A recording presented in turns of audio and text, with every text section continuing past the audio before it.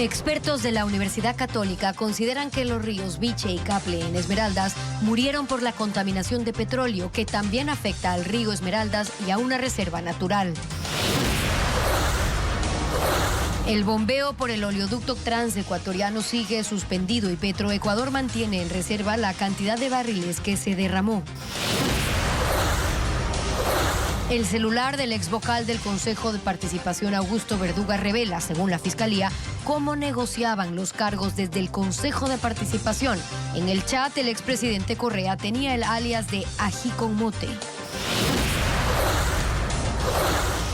La candidata de la Revolución Ciudadana, Luisa González, abrirá el debate de la segunda vuelta, que tendrá 5 ítems, según el sorteo realizado hoy por el Consejo Electoral. Unas 100 personas, entre policías, militares, fiscales, abogados, miembros del Comité de los Derechos Humanos, participaron de la reconstrucción de los hechos en el caso de los 4 menores de las Malvinas. Los rebeldes hutíes en Yemen se atribuyen haber atacado en portaaviones estadounidenses en el Mar Rojo como respuesta a los bombardeos que ordenó Donald Trump. 82 millones de personas en alerta por devastadores tornados que azotan el centro y sur de Estados Unidos, donde hay 34 muertos y 400.000 personas sin energía. Buenas tardes, amigos. Iniciamos con la información este lunes 17 de marzo del 2025. El derrame de petróleo que inició el viernes en Esmeraldas ha dejado a miles de afectados y ríos contaminados. Gaby, ¿qué tal? Hola, Steffi, amigos, buenas tardes. Incluso ha aumentado la cifra de ciudadanos que presentan daños en su salud.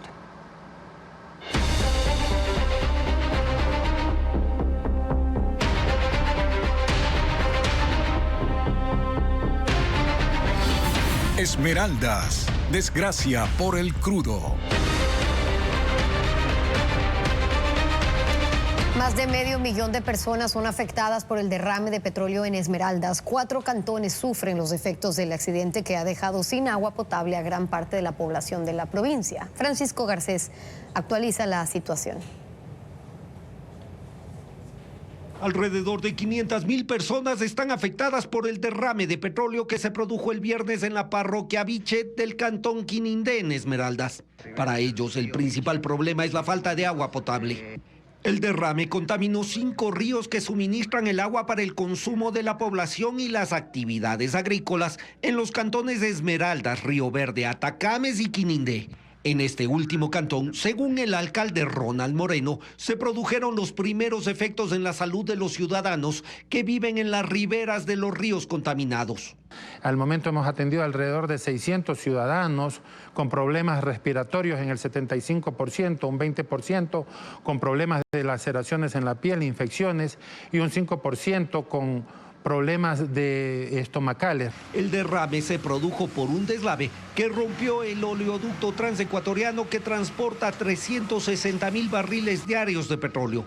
Petroecuador no ha informado el número de barriles derramados, pero la mancha de petróleo recorrió 82 kilómetros por los ríos, contaminando el agua y las riberas. Llegó al océano y también causó daños en las playas a ambos lados de la desembocadura del río Esmeraldas. Las brigadas de contención encabezadas por Petroecuador están apostadas en 7 puntos a lo largo de los ríos Biche y Esmeraldas. En el sitio de la rotura se trabaja en la reparación de la tubería. 11 kilómetros río abajo se instaló el primer dique y desde ese punto se trabaja con 17 equipos de succión y 30 tanqueros para recuperar el crudo represado. 2 barreras adicionales se colocaron 6 kilómetros más abajo en el río Biche y equipos de limpieza y recuperación están desplegados hasta la desembocadura del Esmeraldas. El transporte de petróleo por el oleoducto se encuentra suspendido y, según Petroecuador, las líneas de transporte secundarias permiten mantener en pie las exportaciones de petróleo y garantizar el suministro de combustibles en el país. El derrame de crudo en el sector El Vergel ha dejado sin agua potable a 51.500 hogares en Esmeraldas, Atacames y Río Verde. Para mitigar la emergencia han llegado tanqueros que apoyarán en la distribución del líquido. Elena Velasco estuvo en la zona y nos cuenta cómo avanza la entrega de agua. La mañana de este lunes arribaron a Esmeraldas al menos 20 tanqueros que serán utilizados para distribuir agua potable a 51.500 familias de Esmeraldas, Atacames y Río Verde, afectadas por la interrupción del servicio tras el derrame de crudo en el sector El Vergel. El crudo contaminó 4 afluentes, incluido el río Esmeraldas, fuente de abastecimiento de la empresa de agua potable mancomunada que suministra el líquido a estos 3 cantones. Hoy, la distribución de agua abarcará 13 sectores de la ciudad de Esmeraldas, la zona rural de Camarones y la parroquia Tonsupa en Atacames. Los tanqueros provienen de Pichincha, Santo Domingo, Tungurahua, Manabí y otros cantones de Esmeraldas. Petroecuador, en coordinación con el Ministerio de Ambiente, de Energía y el Oleoducto de Crudos Pesados, OCP, dispuso su contratación para garantizar el abastecimiento. Sin embargo, estos vehículos llegaron vacíos, ya que el agua se está tomando de las reservas de la planta de tratamiento de San Mateo, donde quedan 30.000 metros cúbicos disponibles. Este momento estamos despachando 20 tanqueros cuando son las 8:30 de la mañana. Sin embargo, tenemos la intención de atender con un reparto hasta de 50 tanqueros para que la necesidad de toda la población sea atendida de manera inmediata y oportuna. Mientras tanto, los afectados salen con baldes, ollas y cualquier recipiente disponible para recoger agua. Durante el fin de semana, decenas de personas acudieron a supermercados y minimarkets para comprar galones de agua destinados a actividades domésticas. Según Petroecuador, entre martes y miércoles arribarán 3 buques tanqueros de la Armada del Ecuador con 430.000 galones de agua para su distribución en los 3 cantones. De acuerdo con el cronograma, mañana se entregará agua en Río Verde. Según investigadores, 2 ríos de la provincia de Esmeraldas murieron por el derrame de petróleo. Cientos de familias que viven de la pesca, de las especies que habitan en una reserva ecológica de 242 hectáreas, también sienten los efectos. El informe con Carla Delgado. El derrame de petróleo en Esmeraldas ya es calificado como un desastre ecológico sin precedentes por ambientalistas e investigadores. Basta ver el mapa. Tras la rotura de la tubería del sistema de oleoducto transecuatoriano SOTE, el crudo se dispersó rápidamente por los ríos Biche y Caple desde el recinto Mirador en Quinindé, por el río Esmeraldas, pasando por el recinto El Vergel, Biche, San Mateo, hasta llegar a la zona costera, a las comunidades de Camarones, Colope, Palestina, Río Verde y Bocana de Ostiones. La primera consecuencia es la muerte de 2 ríos, el Caple y el Biche. Estudiantes e investigadores de la Universidad Católica de Esmeraldas lo constataron mediante muestras. Están azoicos, o sea, toda su fauna acuática feneció. Hay una cubierta superior de unos 40-50 centímetros de puro petróleo. O sea, trataron de tomar una muestra de agua y solo le entraba petróleo a la botella. Estamos hablando que en la cuenca del río Esmeraldas se habla de unas 51 especies de peces. Para que retomen estas especies, según el investigador, tendrá que pasar al menos 1 año si se hacen trabajos de reparación y limpieza exhaustiva durante los 3 primeros meses. Hay más daños.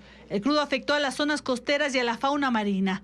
Solo en el recinto pesquero Peñas Blancas, unas 109 familias dependen de la recolección de almejas. Muy cerca de ahí, en Rocafuerte, hay un brazo de manglar, Botoncillo, donde hay cientos de especies que, según los comuneros, ya están siendo afectadas por el derrame. Es una de las pocas zonas en esta área que tiene un manglar que se llama Botoncillo, que es un manglar costero, donde hay un ecosistema también, tanto de diferentes moluscos, cangrejos, ermitaños, cangrejos de otras especies, mapara, cangrejo azul. El crudo llegó hasta la Reserva Ecológica del Estuario del río Esmeraldas, un área protegida de 242 hectáreas de manglar, en la que habitan unas 60 especies de aves y acogía a 100 especies migratorias. Pero sí hay especies únicas en este estuario. Yo, por ejemplo, conozco una almeja gigante que la gente le llama pimba, y solamente la he visto en los islotes del estuario del río Esmeraldas. En este estuario habitan 50 especies de peces de agua dulce, 30 especies de mamíferos, una de ellas el cuchucho. Aunque los investigadores no han establecido un número de especies de reptiles, son diversas, como el caimán y las iguanas. En el expediente del caso Ligados, que contiene información de los teléfonos del ex consejero de Participación Augusto Verduga, aparecen conversaciones con el expresidente Rafael Correa y el ex candidato a la presidencia por la Revolución Ciudadana, Andrés Arauz. Según las investigaciones, ellos aparecen con los seudónimos Ají con Mote y AN o AN. Fabiola Santana con el extracto de los chats. Rafael Correa era ají con mote, así aparece en las conversaciones que Augusto Verduga mantuvo con el expresidente, según la investigación fiscal por asociación ilícita. Verduga se hacía llamar Mónica ERTL y le contaba su preocupación por chats que mantuvo con Jorge Glass antes de ser detenido en la Embajada de Ecuador en México el pasado 5 de abril. Buen día, presidente. Días antes del secuestro de Jorge ya reseteé mi celular. Mis conversaciones fueron por Signal y por Wire. Me dijo Sonia que Jorge sí tiene la buena costumbre de borrar sus chats. De todas formas, me quedo preocupado. ¿Chatearon cosas delicadas? Sí, presidente. Concurso de CJ. Apoyo a Butiñá. Concurso de defensor público. Yo le decía que me iba a encargar de redactar esa impugnación ciudadana contra Frías y que me iba a apoyar en algún amigo de Santiago Díaz para que la presente. En la aplicación Wire también tenían un grupo llamado Rutinas CrossFit. Allí la entonces consejera Yadira Saltos, con el seudónimo de Minerva, alertaba del allanamiento en el Consejo de Participación Ciudadana el 24 de enero. Interactúa nuevamente Ají con Mote. Están allanando el consejo, llegando. ¿En serio? Sí, ahorita, con las justas no entré. Mi asesora va a botar todo por atrás de la ventana. Ojalá lo logre. Sí comió, y el celular. Hay que denunciarlo. ¿Por qué es el allanamiento? Ayer me avisaron. Me dijeron que eran nuestras casas. No pensé que el consejo. Augusto Verduga también conversaba con Andrés Arauz, identificado en las investigaciones con las letras AN. Él hablaba de los cargos que necesitaban en la Superintendencia de Bancos a cambio del apoyo a Raúl González. Hola, compa. Ahorita no estoy en Quito. Yo vuelvo el lunes. Ok, bro. Por favor, recuérdame cuáles eran los 4 puestos que necesitamos en la Super de Bancos. Hermano, le vamos a ayudar a Raúl G. desde la Asamblea, pero necesitamos pocas cosas claves de parte de él. De los 50 cargos de libre remoción, necesitamos 4. Oh, cabrón. Ya hablé con RGC. Va a apoyar con los puestos que pedimos. Lo único es que el hombre está firme en que su periodo debe ser por 5 años y no por los 2 años y 5 meses que faltan. Súper, pero esa es otra pelea que la podemos dar cuando ganemos la presidencia. Ahorita hay que agarrar lo que hay. Los chats son parte del expediente del caso Ligados, en el que están procesados 3 ex consejeros de Participación Ciudadana correístas y la consejera Nicole Bonifaz. En Estados Unidos, 34 personas han muerto en medio de tornados que desde el fin de semana azotan zonas del centro y el sur del país. Casas, escuelas fueron destruidas. Los daños se reportan en al menos 6 estados.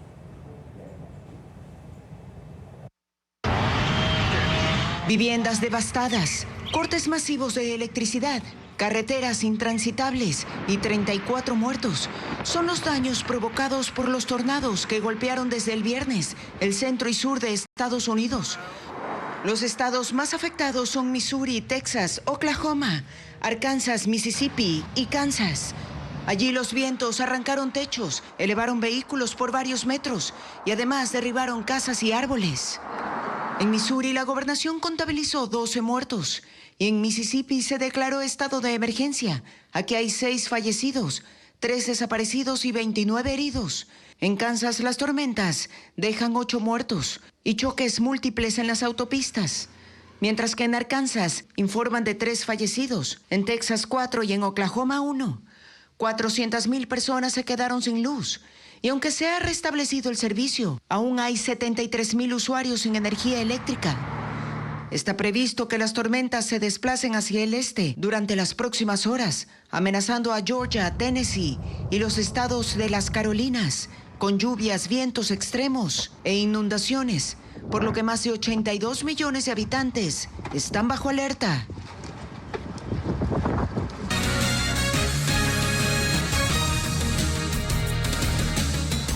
Luisa González iniciará el debate presidencial este domingo. Así se determinó en el sorteo que realizó el CNE. Ella y Daniel Noboa responderán a los 5 ejes temáticos y también se harán preguntas de sí o no. Patricio Díaz explica los detalles. Luisa González de la Revolución Ciudadana iniciará el debate presidencial el próximo domingo. Ese fue el resultado del sorteo que el CNE realizó este lunes y en el cual informó que los ejes serán 5: educación, salud y seguridad social, criminalidad y seguridad, economía y empleo y gobernabilidad. Según el comité de debates, esos ejes fueron definidos, entre otros aspectos, gracias a una encuesta. El domingo, ellos entregarán a las 6 de la tarde una pregunta sobre cada tema a la moderadora Ruth del Salto. El debate será de 8 a 10 de la noche y empezará con un estrechón de manos entre los candidatos, que tendrán 30 segundos para saludar al país. Tras cada pregunta, cada candidato tendrá 2 minutos 30 para responder. Su contrincante lo interpelará durante 1 minuto. Podrá luego responder durante 1 minuto 30.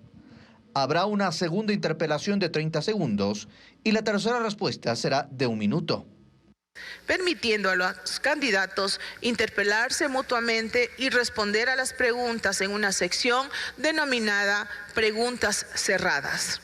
Esta será una pregunta que un candidato hará al otro durante 25 segundos y viceversa. Tendrá 5 segundos para la respuesta, que deberá ser sí o no. La moderadora le dará 1 minuto para argumentar su contestación. Habrá una nueva interpelación de 30 segundos y una respuesta de 1 minuto. Los postulantes a la presidencia tendrán luego un cierre de 1 minuto. Luisa González, al iniciar el debate, deberá responder primero en los ejes de educación, seguridad y gobernabilidad. Daniel Novoa en los de salud y economía. Ilegal, estoy totalmente en contra en la...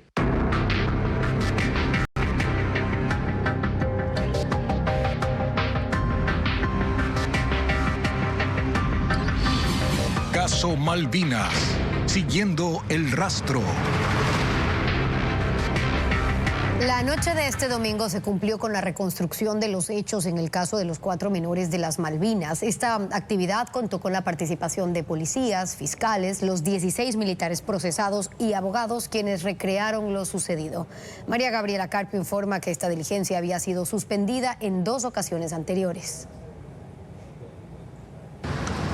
Desde la cárcel de Cotopaxi llegaron al sur de Guayaquil los 16 militares procesados por desaparición forzada para iniciar la reconstrucción de los hechos por la muerte de los 4 menores de las Malvinas. La diligencia empezó cerca de las 8 de la noche de este domingo.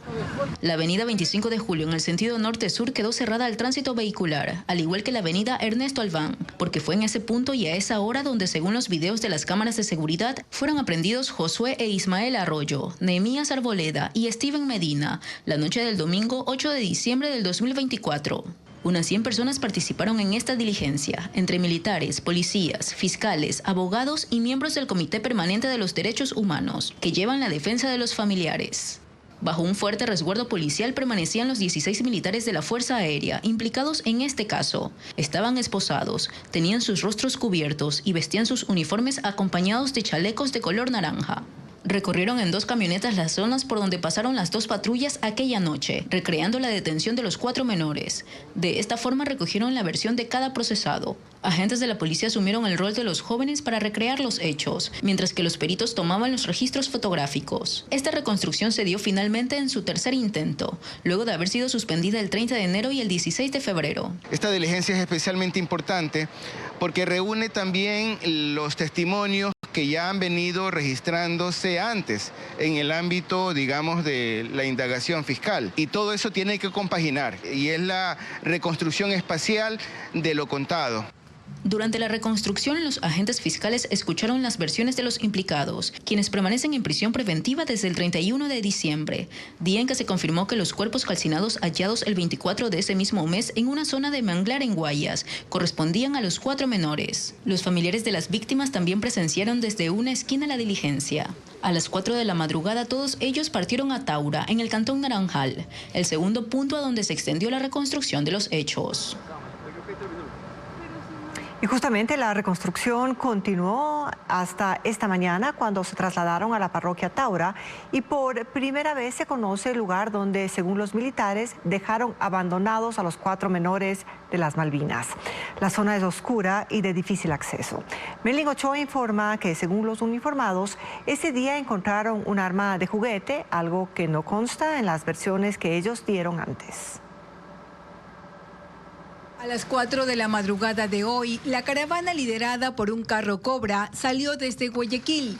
Una hora después, a las 5, llegó a la parroquia Taura del Cantón Naranjal en Guayas para continuar con la reconstrucción de los hechos por la desaparición y asesinato de los hermanos Ismael y Josué Arroyo, Nehemías Arboleda y Steven Medina, los 4 menores de las Malvinas detenidos en un operativo militar. La diligencia encabezada por la Fiscalía General del Estado primero se detuvo en el peaje de la vía Durán-Tambo y en un centro de diversión nocturna, lugares por donde, según los militares, pasaron sus 2 patrullas con los 4 menores la noche del 8 de diciembre. Cerca de las 5:20 de la mañana se conoció por primera vez el lugar exacto donde, de acuerdo a la versión de los militares, abandonaron a los 3 adolescentes de 15 y 14 años y el niño de 11. Los 16 militares salieron de las camionetas esposados y con chalecos. Es un camino de segundo orden, de difícil acceso, rodeado de maleza, sin alumbrado eléctrico, con poca señal de internet y que está a 20 minutos a pie de la parroquia rural Taura. En ese lugar los militares explicaron que encontraron un árbol en medio del camino y que los menores ayudaron a quitarlo. Los peritos revisaron el área, este punto B como le manifiesto, y no existió ningún árbol ni ningún tronco que haya sido quemado producto de un rayo. El abogado Abraham Aguirre, miembro del equipo legal del Comité de Derechos Humanos que representa a los familiares de los menores, también indicó que durante la reconstrucción de los hechos, los militares revelaron que la noche del 8 de diciembre encontraron un arma de juguete. Recién recuerdan que uno de los adolescentes supuestamente andaba con un arma entre los puentes que están ubicados en la avenida 25 de Julio, en las inmediaciones del Hospital Teodoro Maldonado Carbo. Algo que nos llama bastante la atención porque ellos jamás en sus versiones lo habían mencionado. Luego de casi 12 horas concluyó la diligencia. A las 8 de la mañana, los militares procesados fueron trasladados hacia la cárcel. A esa hora se habilitó la carretera principal. Con la información de la reconstrucción de los hechos, la Fiscalía entregará un informe en máximo 2 semanas, pues el 31 de marzo concluye la etapa de instrucción fiscal en contra de los 16 militares por el delito de desaparición forzada.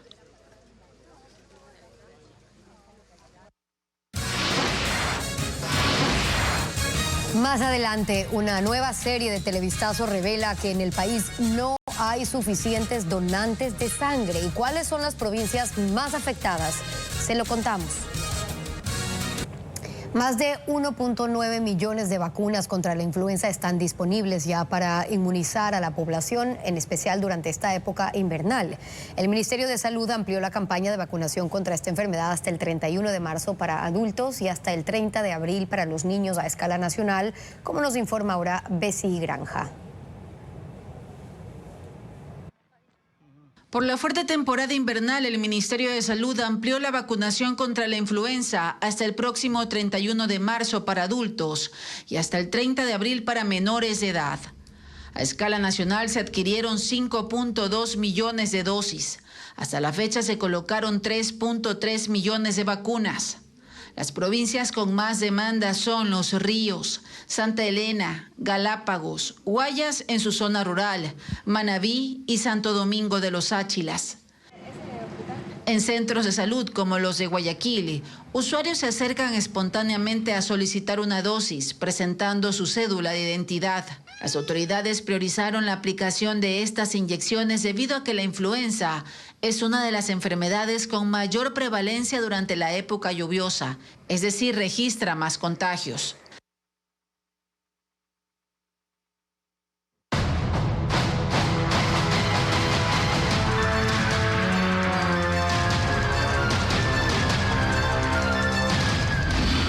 Sangre sin suficientes donantes. La Cruz Roja Ecuatoriana asegura que la reserva de pintas de sangre en el país no está en índice internacional. 4 provincias son las más afectadas por la escasez. Televistazo inicia la serie Sangre sin suficientes donantes. Carla Delgado tiene la información en esta primera entrega.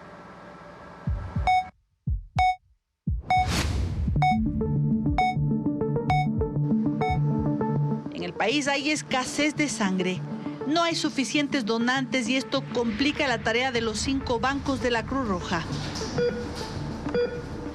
255.093 personas donaron sangre en el país durante 2024. Hay un déficit de 97.200 para completar la cuota sugerida por la Organización Mundial de la Salud. En sus cálculos, el 2% de la población debe donar sangre y en Ecuador solo lo hace el 1.46%. El problema es nacional. 4 provincias son las más críticas porque hay meses en los cuales la cantidad de pintas requeridas no se cumple. En promedio, Loja necesita 650 pintas de sangre por mes. Llegan a 570. En Chimborazo, 500 pintas y se recogen 479. En Esmeraldas, la meta son 100 pintas y solo alcanzan 31. En Orellana, 50 y solo consiguen en algunos meses 29 unidades. Esto no implica que haya desabastecimiento de pintas de sangre, sino insuficiente reserva en los bancos, lo cual establece una alerta para paliar eventuales necesidades en situaciones de emergencia. El déficit comenzó en la pandemia. Desde entonces, según Francisco Ceballos, médico hematólogo de la Cruz Roja, el número de donantes no se ha estabilizado. Durante la pandemia hubo problemas de donación porque no había cómo movilizarse a la gente y generalmente no podíamos hacer las campañas de extramurales. El resultado posterior a la pandemia, mucha gente enferma con muchas patologías que comenzaron a presentarse a raíz de la pandemia. Hubo personas que, a pesar de que no fue un COVID muy fuerte, le dejó secuelas y eso le limitaba también la donación. La Cruz Roja hace campañas anuales de recolección según Ceballos, pero no son suficientes. Hace falta que el Ministerio de Salud haga las suyas.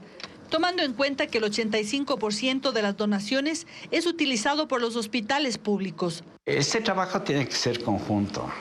Nuestra autoridad sanitaria es el Ministerio de Salud Pública y el Ministerio de Salud Pública tiene que promover este tipo de actividades de donación. Las provincias que demandan más pintas anualmente son Pichincha, Guayas y Azuay. 128.970, porque concentran el mayor número de habitantes. Pero desde hace 2 años se sumó Manabí por los índices de violencia. Los tipos de sangre más utilizados en los hospitales son los RH negativos como O, A y B. Esta noche, en una nueva entrega de la serie Sangre sin suficientes donantes, Televistazo mostrará lo que sucede con los donantes y las ventajas que tienen. Los rebeldes hutíes en Yemen proclaman su autoría en un ataque contra un portaavión estadounidense en el Mar Rojo como respuesta a los bombardeos que ordenó Trump contra la capital del país, Sanaa, que dejaron 53 muertos. El Pentágono ha dicho que continuarán las agresiones hasta que dejen de atacar a los buques comerciales en el Mar Rojo. Los rebeldes hutíes reivindican el ataque con 18 misiles balísticos y de crucero, así como con un dron contra el portaaviones estadounidense USS Harry Truman y los buques de guerra que lo acompañan en el Mar Rojo. Según el portavoz militar del grupo insurgente, Yahya Sari, fue una respuesta a los más de 47 bombardeos de Estados Unidos contra Yemen, incluyendo la capital Sanaa. Una agresión que aseguran provocó 53 muertos. El sábado, el presidente Donald Trump ordenó golpear las zonas controladas por los hutíes debido a los continuos ataques de los milicianos contra los buques comerciales y advirtió a Irán que su apoyo a ese grupo debe cesar de inmediato o también enfrentarán responsabilidades por las acciones de su aliado. Los hutíes han llevado a cabo ataques con misiles contra barcos de carga israelíes y de muchos otros países a los que acusan de tener vínculos con el Estado judío y justifican sus acciones en nombre de la solidaridad con el pueblo palestino. Un pescador peruano fue rescatado tras 95 días de estar perdido en el mar. Máximo Napa sobrevivió comiendo cucarachas, pájaros y tortugas marinas. Cuando una patrulla pesquera ecuatoriana lo encontró a la deriva a 1.126 kilómetros de la costa de su país. Pero estaba con él, yo no quería morir. El 7 de diciembre del año pasado, Máximo Napa zarpó del puerto de San Juan de Marcona, en la región peruana de Ica, para pescar como era usual. Pero 13 días después, el motor de su pequeño bote tuvo una falla y se quedó averiado mar adentro. Sin avistar otra embarcación, Napa, de 61 años, fue arrastrado por las corrientes oceánicas. Primero sobrevivió con las provisiones que llevó para 30 días, pero pasaron 3 meses y tuvo que comer cucarachas, pájaros e incluso beber sangre de tortuga marina. Tras 95 días a la deriva, llegó a aguas ecuatorianas y allí el 12 de marzo fue rescatado por un atunero que avisó a las autoridades. Desde Ecuador lo llevaron al hospital de Piura, donde recibió atención por su deshidratación. Finalmente, esta madrugada se reencontró con su hermano, Alberto Napa, en el puerto de Paita. No tenía agua. Sí, aquí está hablando ya. Con la lluvia nomás llegué a vivir. Este pescador ahora está en su casa, pero los médicos continúan evaluando su estado de salud tras la terrible experiencia.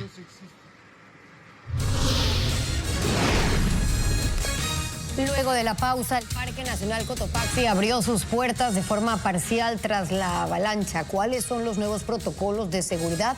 Ya se lo contamos. El Parque Nacional Cotopaxi reabrió parcialmente al público tras la avalancha de nieve ocurrida ayer que dejó 8 personas heridas. Patricio Viera visitó la reserva ecológica y nos trae los detalles.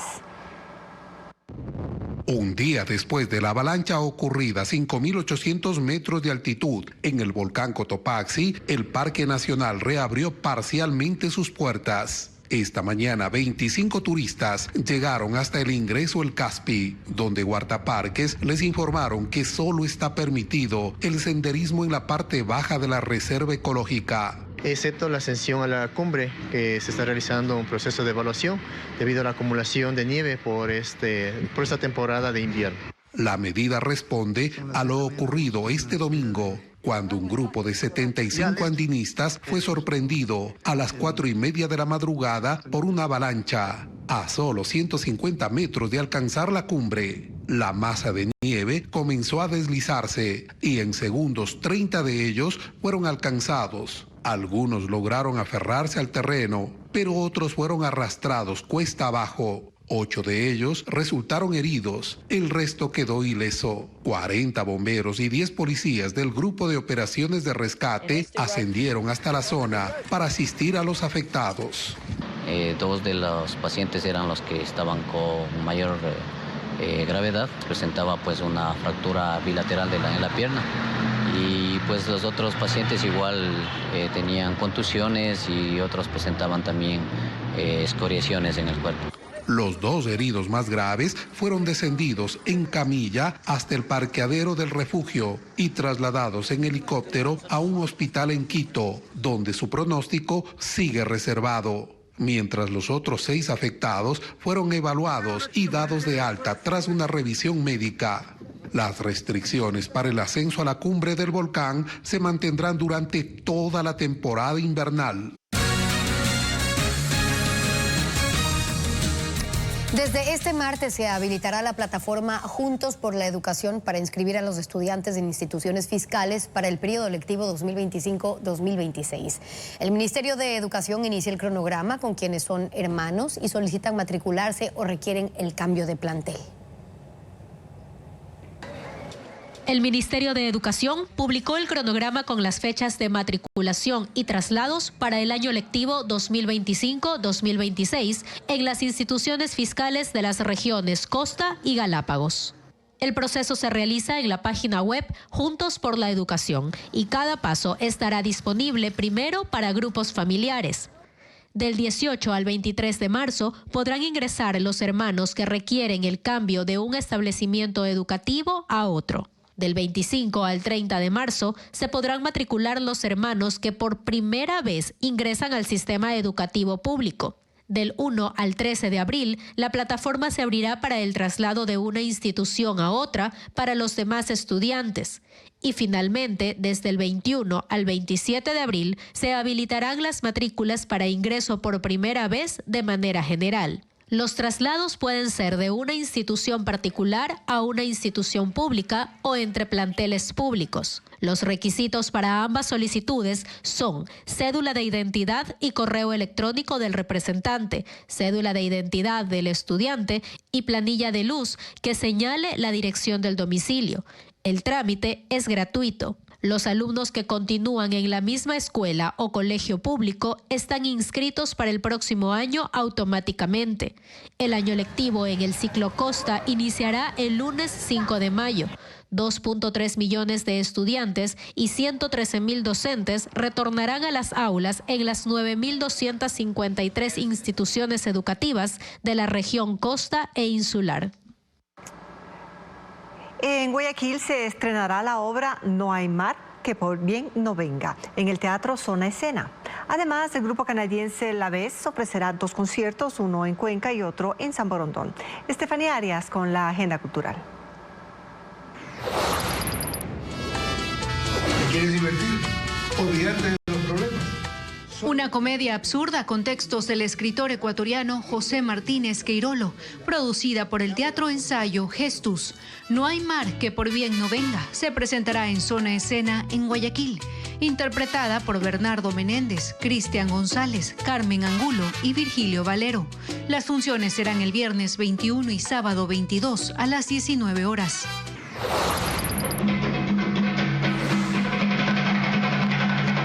Una obra que, según sus creadores, transporta a esos pequeños y cotidianos rituales, ritos para nacer y morir, ritos para sostener y para dejar ir. Los rituales del tiempo del colectivo Z se presentará en el Teatro Variedades en Quito como parte de su gira nacional, dirigida por Javier Delgado Vallejo, que estará sobre el escenario con los bailarines Vladimir Montenegro y Milena Rodríguez. La función será este sábado 22 a las 19 horas.